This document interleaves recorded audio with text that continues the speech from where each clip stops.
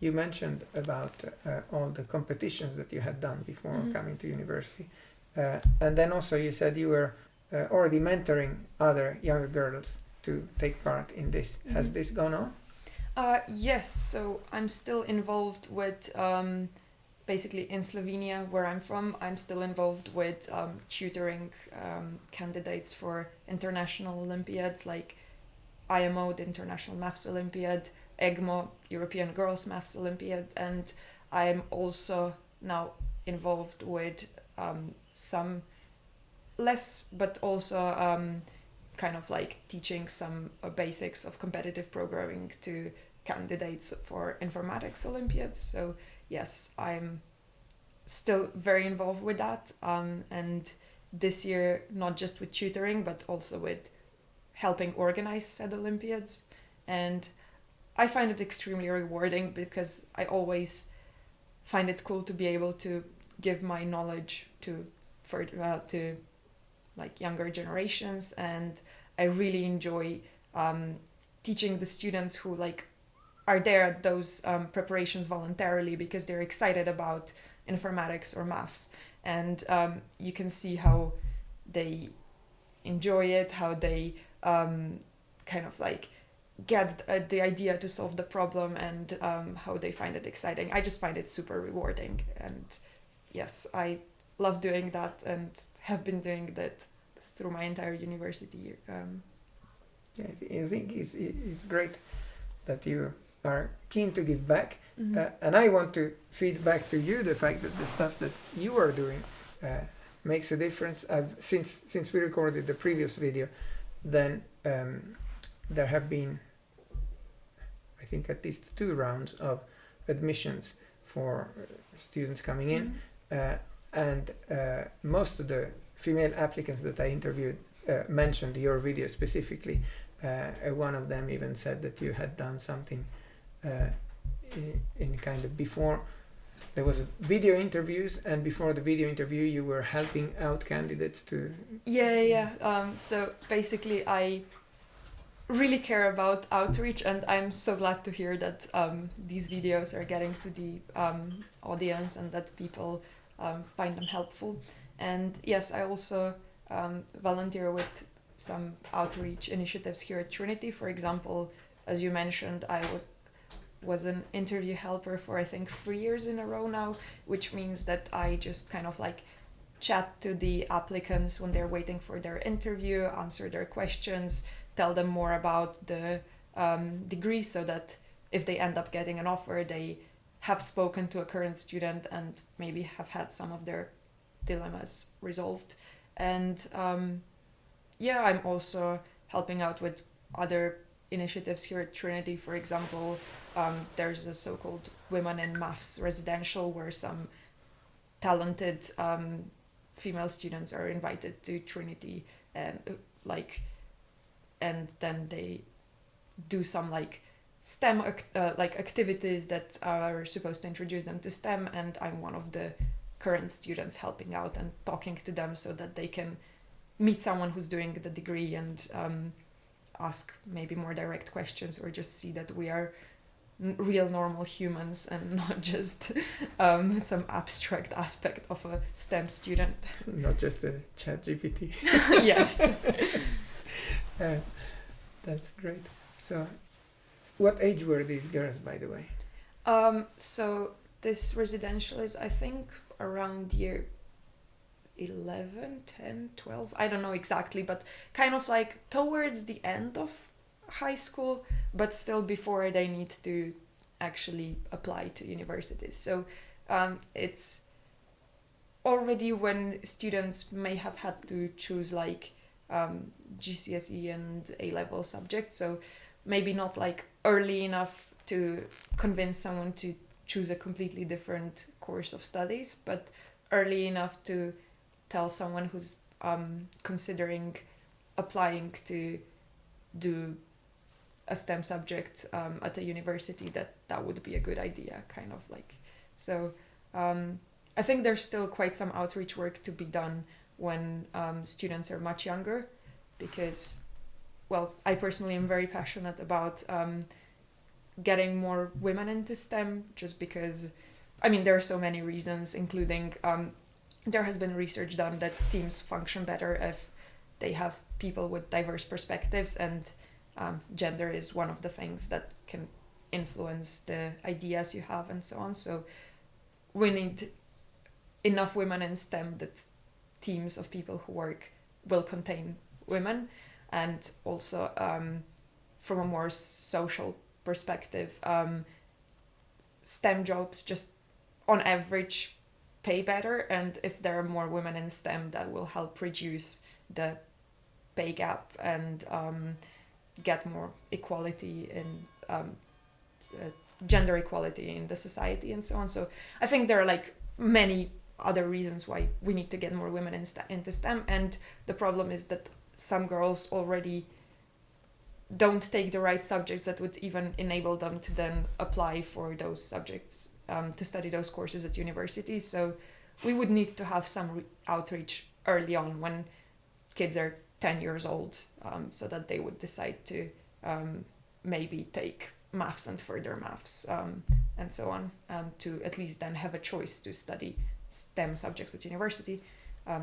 But yeah, there's still work to be done, but I'm glad to see that there have been some improvements recently where the number of girls taking those classes has increased and so on. And we're still a long way to go. I think that when I started university, our year group had approximately 18% of girls, and that's not a lot, but I know that there have been a lot of initiatives. Has it changed in these 3-4 years?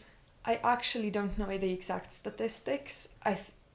Sadly, there have not been like any drastic changes, and I don't know if it's improved by a few percent perhaps, but I know that there are like a lot of initiatives and so on that now make it easier for girls to maybe decide to do those subjects in high school. I think you said many wise things, and personally what I see is that notice there are still, even now in the 21st century, enough idiotic voices that say, dear girl, this is not a thing for you. You should just do, knitting or. Yeah, no, I think. So I think that that's the absurd. role from us is to say, all this is bullshit, right? Yeah. You don't. Nobody is forcing you to do computers or mathematics, but if you feel like doing that, then it's open to you, just like it's open to boys. There's absolutely no difference. It's not a physical thing where you have to be strong, and the woman is not built as strongly as the man for this kind. It's nothing. It's just brain, and the brain. There's no difference. And so, if you are into it, if you find that it's attractive for you, then you have every right to pursue this. Yes. And you will be encouraged, certainly by us, to go for it. So now. I agree with your assessment that this message needs to get to the kids early enough that they can make choices, even at what kind of stuff to do at school, because otherwise it's too late. If they've only ever done a certain type of subject at school, they can't suddenly at 17 wake up and say, oh, next year I'm going to apply to university for this, because you need to have had some preparation. You need to have figured out if you're actually enjoying it, if you're good at it, and this has to have happened throughout your school years. You cannot decide the year before you apply. And so you mentioned an age of about 10, where at 10 you can see if someone has liked maths and techie stuff or not, if they enjoy doing that, if they do that thing. And so you have the stage. It's a small stage because I still have a very small channel, but you have the stage. Speak to those children, and you're a much better role model for young girls than I can ever be. Say whatever you feel like saying. Yeah, I just think that basically people should make sure not to kind of like be intimidated by the stereotypes. And if you enjoy something, you probably, just because you enjoy it and you won't mind practicing, you probably have good chances of succeeding in that thing. So if you're good at maths, if you like solving puzzles and so on, Just basically... Don't speak to me. Speak to her in there, okay? And it's a personal message from you to her. Yeah, well, I think that if you think you could be good at maths, if you enjoy solving those puzzles, just go for it. It doesn't have to be a firm commitment at that point. I think just it's important to try it out. Maybe take like one class on programming, or maybe just try to build something in your free time. Try to solve some maths puzzles and so on, and see if you enjoy it. And if you do, then probably this would be a course of studies, a career you will actually really love and find rewarding. And I think that in that case, you should strongly consider going for it. I'm not saying that everyone should do it, and there are other options as well, but if you enjoy it, then at least give it a go with some smaller commitment. And then if you find that you're falling in love with that subject more and more, then just go study it at university, make it your career. I can personally say that I am so happy I decided to study computer science. Of course, it's maybe slightly intimidating to be one of the few girls in the maths class in high school already, but I can say that I've never regretted it. And a large majority of guys are very welcoming and don't make you feel like an outcast anyway. But basically, I feel like I have found kind of like a community in this, so that was not the problematic part, and I just really enjoy it. I enjoy solving puzzles, building things that works, and I can say that if you kind of like the puzzles and problems in elementary school, then you are probably the type of the person who will enjoy that degree as well. So I would definitely say give it a go. I can recommend it. It's been one of the best decisions I've made. Excellent. Well, and believe in yourself, because if you have it in you, then you can achieve great things, like Anna. Thank you. Thank you, Anna. Thank you very much. Yeah, it's important to not kind of like subscribe to the stereotypes, but just do whatever you enjoy, what you're good at, and yeah, don't let the voices of some people who don't live in the 21st century intimidate you. Just you do you, and I'm sure that if you enjoy it, you will find the passion and motivation to be successful in it.